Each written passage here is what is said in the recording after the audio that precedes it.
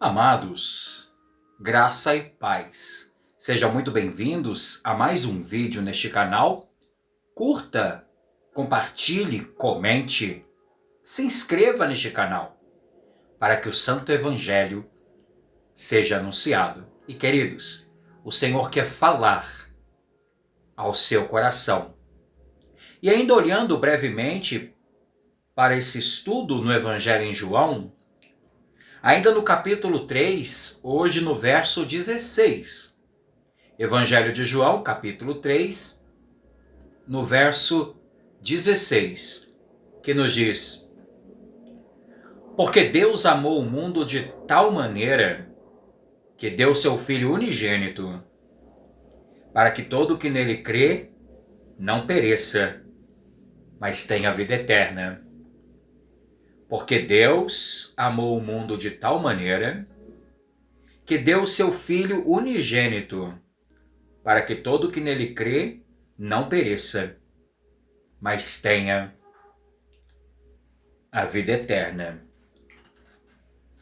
E queridos, estamos olhando brevemente para esse discipulado de Cristo para com Nicodemos. E temos visto coisas profundas que Cristo revelou a ele. Embora ele era mestre em Israel, tinha um profundo conhecimento das Escrituras, era profundamente respeitado pelo povo, Cristo disse para ele a necessidade do novo nascimento. E antes de chegarmos a esta talvez que seja a declaração mais conhecida e mais profunda de toda a Escritura, é importante, amados, compreender o contexto que conduz Jesus a pronunciá-la.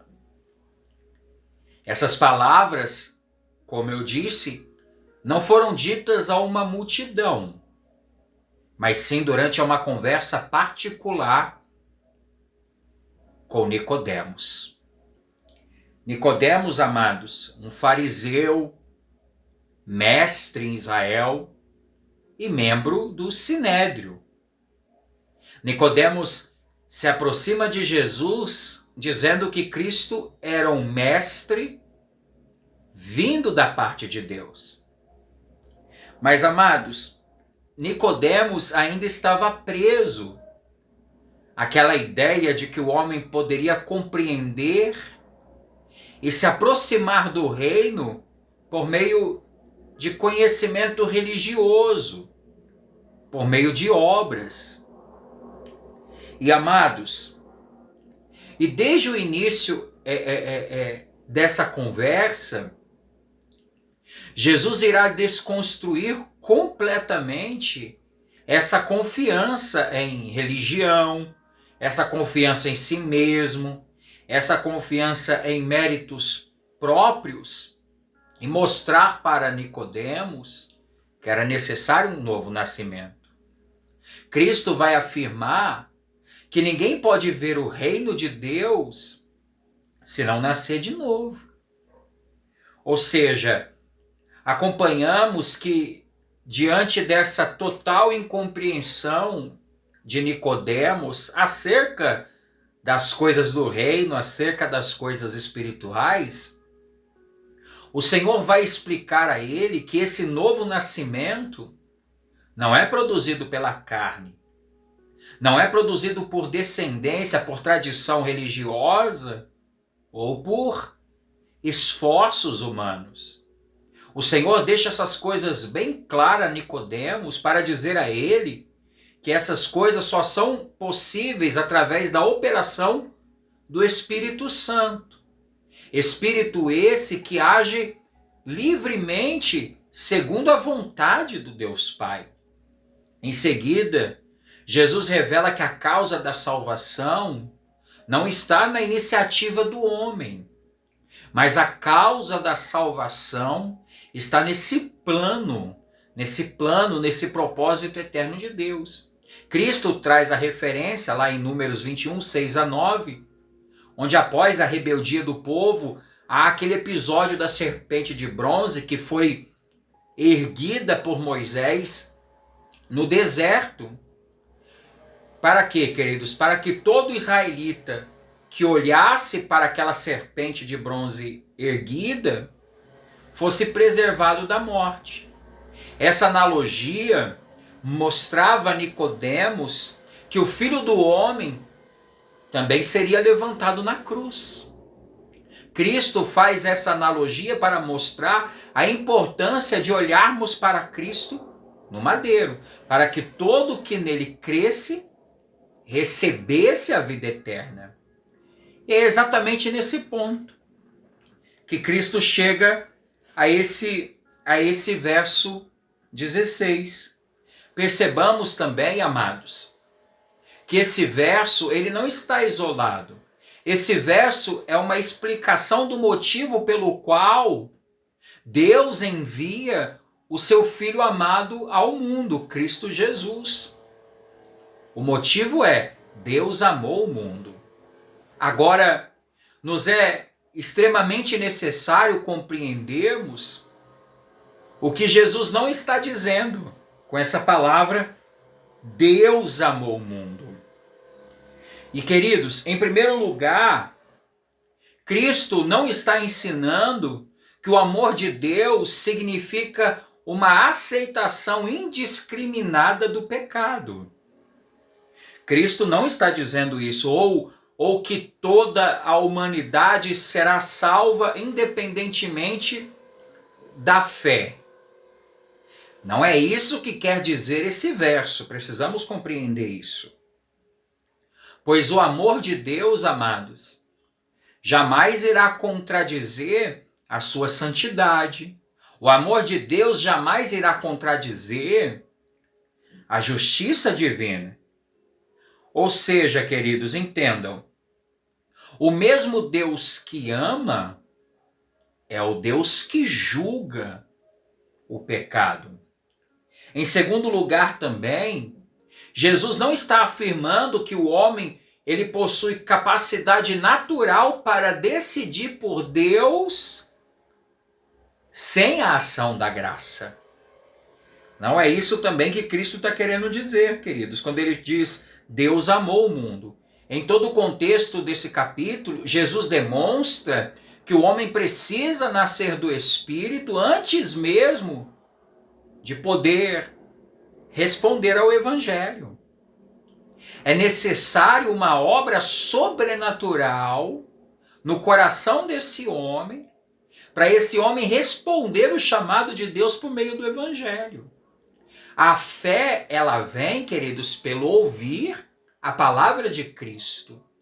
Essa fé é despertada por Deus. Temos aprendido que a fé salvadora não nasce da capacidade da carne, mas de uma obra regeneradora de Deus. Porque, como Cristo nos disse anteriormente, carne só gera carne, espírito gera espírito. E em terceiro lugar, Deus amou o mundo também não significa que cada indivíduo exatamente recebe o mesmo relacionamento com Deus.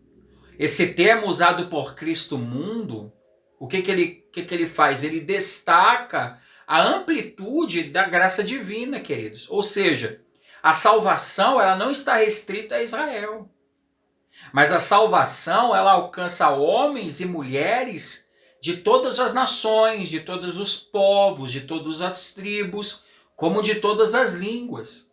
Deus, amados, por meio da pregação do Santo Evangelho acerca da pessoa de Cristo, salva pessoas, salva pecadores que estão espalhados pelo mundo inteiro. Ou seja, amados, isso demonstra que esse plano eterno de Deus, esse plano redentor, ultrapassa qualquer barreira étnica ou nacional, queridos. Agora, somente depois de nos afastarmos dessas interpretações, equivocadas, é que compreenderemos a profundidade dessa declaração. Porque Deus amou. Perceba, queridos, a salvação Começa em Deus, porque Deus amou. Não foi o homem quem despertou o amor divino. Foi Deus quem tornou a iniciativa de amar pecadores completamente indignos. Deus tomou a iniciativa. Amados, a humanidade não estava buscando o Senhor. A humanidade não estava procurando o Senhor, nem muito menos desejava se reconciliar com Ele. Pelo contrário, queridos, temos aprendido que a humanidade se encontrava morta em seus delitos e pecados, totalmente escravizada pela corrupção da sua natureza, como também em inimizade contra Deus. Ou seja, o homem não ia a Deus, o homem não buscava a Deus. E existe algo terrível nisso, queridos. O pecado não tornou o homem apenas imperfeito, mas o pecado tornou o homem culpado diante de um Deus que é infinitamente santo. Cada pecado é uma afronta contra a majestade do Deus Criador, queridos. A nossa culpa, amados, não era pequena. A nossa culpa também não era superficial. Havíamos violado a lei do Deus eterno e por isso merecíamos sua justa condenação, amados. E queridos, e assim não existia qualquer mérito em nós para que pudesse despertar o favor divino. Se Deus deixasse toda a humanidade perecer, Deus continuaria sendo perfeitamente justo, queridos. É exatamente por isso, amados, que o amor de Deus se torna tão gracioso, tão extraordinário, tão glorioso. Por quê, queridos? Deus não ama porque encontrou algo digno de ser amado em nós. Deus ama porque essa é a manifestação soberana da sua graça. O amor de Deus, queridos, não nasce da dignidade do pecador, mas o amor de Deus nasce da perfeição do seu próprio caráter. Deus não só nos amou, né?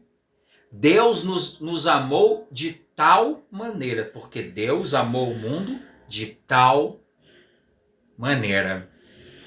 E essa expressão, queridos, de tal maneira, não enfatiza apenas a intensidade do amor de Deus, mas enfatiza principalmente a maneira como esse amor foi demonstrado. Deus amou o mundo de tal maneira. Jesus está revelando, queridos, um amor que irá ultrapassar toda e qualquer compreensão humana. E quanto mais entendemos a santidade de Deus, mais percebemos a profundidade do nosso pecado. E amados, quanto maior percebemos a profundidade da nossa culpa, mais extraordinária se torna a forma como Deus decidiu salvar pecadores, sem méritos. Pelo contrário, merecendo a sua justa condenação. O nosso pecado produziu uma dívida que jamais poderíamos pagar. A nossa culpa, queridos, exigia punição. A justiça de Deus não poderia simplesmente ignorar o pecado, porque Deus jamais deixa de ser santo. Deus jamais deixa de ser justo. Se Deus absolvesse o culpado sem que sua justiça fosse satisfeita, Deus negaria o seu próprio caráter. Por isso, o amor jamais poderia agir separado da justiça. Amor e justiça, queridos, se encontram perfeitamente na cruz de Cristo. É exatamente isso que significa de tal maneira. Deus amou o mundo de tal maneira. Deus amou de um modo tão sublime. Deus amou de um modo tão perfeito. Deus amou de um modo tão incomparável, tão gracioso, que resolveu fazer aquilo que nenhum ser humano jamais poderia imaginar, queridos. Entregar o seu próprio filho para sofrer a condenação que pertencia aos pecadores. Bendito seja Deus. Deus amou o mundo de tal maneira, aí ele continua, que deu o seu Filho unigênito. Percebamos, amados, Deus, ele não entregou um anjo. Deus não entregou um profeta, muito menos um simples representante. O Deus Pai, amados, foi muito além. O Deus Pai entregou o seu próprio Filho eterno. O Deus Pai entregou o seu próprio Filho amado. Ou seja, queridos, aquele que desde toda a eternidade compartilhava da mesma glória, da mesma natureza e dessa perfeita comunhão com Deus Pai. Deus entregou o Filho do seu amor. Deus entregou o próprio Filho. E, queridos, dar o Filho significa entregá-lo à encarnação. Significa entregá-lo à humilhação. Significa entregá-lo ao sofrimento, ao desprezo, à rejeição. E, finalmente, dar o Filho significa entregá-lo totalmente à cruz do Calvário. Na cruz aconteceu a maior demonstração simultânea do amor e da justiça de Deus. Na cruz, queridos, Cristo assume o lugar do seu povo. Na cruz, sobre ele caiu toda a santa ira de Deus que nós merecíamos. A condenação, amados, destinada aos pecadores, foi descarregada totalmente sobre o Cordeiro de Deus. O Pai não poupou o seu próprio Filho porque decidiu não poupar o pecado, queridos. Toda a justiça exigida pela lei foi totalmente satisfeita na pessoa do Filho. E dessa forma, todavia, Deus permanece perfeitamente justo, plenamente justo e ao mesmo tempo em que justifica aquele que crê em Cristo Jesus, queridos. Porque Deus amou o mundo de tal maneira que deu o seu Filho unigênito. Sendo assim, o amor de Deus não é um sentimentalismo. O amor de Deus não é tolerância ao pecado. O amor de Deus também não é uma emoção passageira. O amor de Deus é um amor santo, é um amor sacrificial, é um amor soberano, é um amor redentor, que custou o bem mais precioso que o Pai possuía. Custou o seu próprio Filho, queridos. Deus amou o mundo de tal maneira que deu o seu Filho unigênito, para que todo o que nele crê, para que todo o que nele crê. A fé, queridos, é o único meio pelo qual recebemos os benefícios da obra de Cristo. Amados, entendamos, essa fé não é um mero assentimento intelectual, nem muito menos uma simples emoção religiosa. O que é essa fé, queridos? Para que todo o que nele crê. Crer é abandonar toda a confiança em si mesmo. Crer é renunciar qualquer mérito pessoal e também descansar exclusivamente na pessoa e na obra perfeita do Salvador. Crer, queridos, são essas mãos vazias que recebem totalmente a fé, a graça e são totalmente dependentes do Senhor. A fé verdadeira, o único pecador a Cristo, de modo que tudo que pertence ao Salvador passa a ser contado em favor daquele que crê. Deus amou o mundo de tal maneira que deu seu Filho unigênito para que todo que nele crê não pereça. Ou seja, amados, isso é profundo. Jesus lembra, amados, que sem ele, sem Cristo, o destino do homem é a condenação eterna. Sem Cristo, o homem está perdido, está morto em seus pecados, indo em direção ao inferno. O Evangelho, amado, só pode ser corretamente compreendido quando reconhecemos a gravidade do pecado e a realidade do justo juízo de Deus. Eu e você merecemos a condenação. Eu e você merecemos a ira de Deus. A cruz revela que o nosso pecado é infinitamente sério, infinitamente grandioso, terrível. Se outro caminho existisse, queridos, o Pai não teria entregue o seu Filho.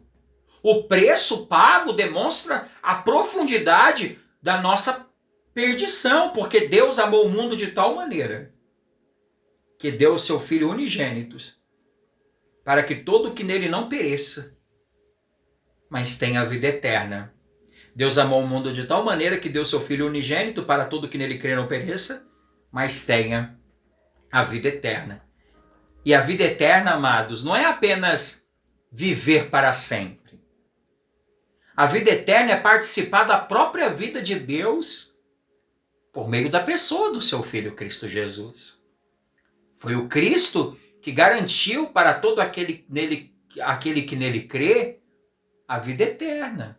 É conhecer o Pai, é desfrutar de uma comunhão com Ele, é experimentar desde agora uma nova vida produzida pelo amado Espírito Santo, cuja plenitude será desfrutada na eternidade.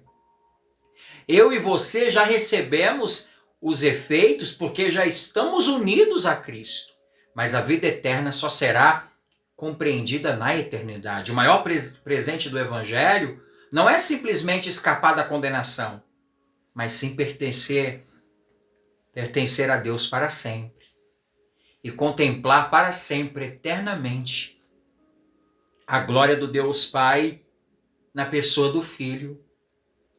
Então, queridos, eu quero trazer 3 coisas para finalizarmos. João 3,16 revela que o amor de Deus não anulou a sua justiça. Ao contrário, o amor de Deus satisfez plenamente a sua justiça na cruz de Cristo. Pois o mesmo Deus, queridos, que exige punição para o pecado, providenciou em seu próprio Filho o sacrifício pleno, perfeito, que reconcilia consigo todos aqueles que creem. Bendito seja Deus. Em segundo lugar, quanto maior compreendemos a gravidade do nosso pecado, mais gloriosa se torna a cruz, queridos. Quanto mais compreendemos, quanto maior é a nossa compreensão, quanto mais contemplamos a santidade de Deus, mais extraordinária se revela a sua graça. O amor de Deus, queridos, foi de tal maneira porque a nossa condenação era real. Sua justiça era perfeita e somente a entrega do seu Filho é que poderia satisfazer plenamente tudo que a sua santidade exigia, queridos. É profundo essas coisas para meditarmos. E em terceiro e último lugar, João 3,16 não exalta a dignidade do homem, mas exalta a grandeza de Deus. João 3,16 não mostra o quanto o homem vale. Não é isso, queridos. Mas João 3,16 nos mostra o quanto Deus estava disposto a fazer para glorificar o seu próprio nome, para satisfazer sua justiça e manifestar a sua infinita graça sobre todos aqueles aos quais ele amou e deu o seu filho. Entregou o seu bem mais precioso, seu filho, para salvar pecadores que jamais, queridos, poderiam salvar a si mesmo. O amor de Deus exigiu o seu bem mais precioso, o seu filho. Amém? Curva a sua fronte, feche os olhos. Pai maravilhoso, bendito é o teu nome, Senhor. Como é maravilhoso meditar e nos aprofundar nessas verdades. Nosso coração se enche, Pai, de tanta alegria, de tanto temor. Nos leva a te contemplar, Senhor, a viver para ti. Eu te agradeço pela vida deste irmão, desta irmã, por toda a sua casa. Eu te agradeço por sua família, pela minha casa, pela minha família e por esse dia, no nome e para a glória do teu Filho Jesus. Amém. Amém, queridos? Então que o Senhor aplique a sua palavra no nosso coração. Deus abençoe seu dia, o seu trabalho e a sua amada família. E até mais, com reflexões para a vida.